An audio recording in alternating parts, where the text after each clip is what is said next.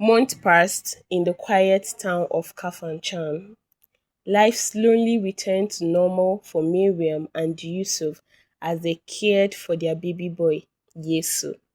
Their small home was simple, but it was filled with peace, laughter, and hope. But far away from the town, something extraordinary appeared in the night sky. A star, brighter than any other, and it would soon lead strangers to their doorstep. In distant lands, three wise travelers studied the star.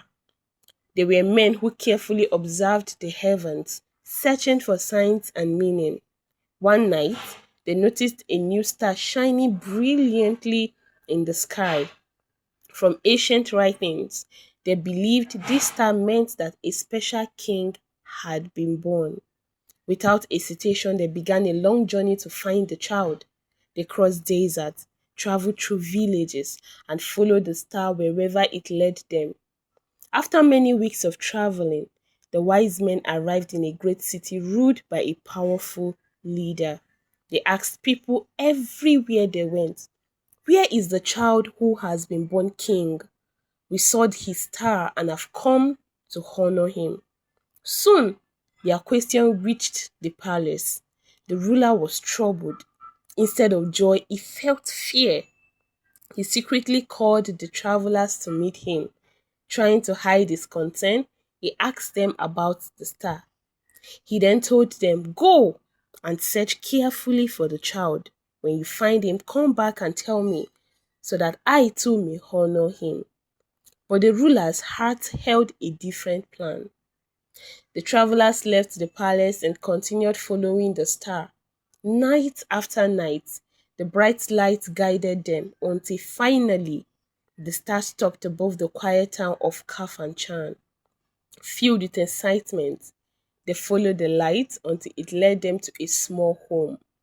Inside, they saw Miriam holding the child, Yesu, while Yusuf stood by.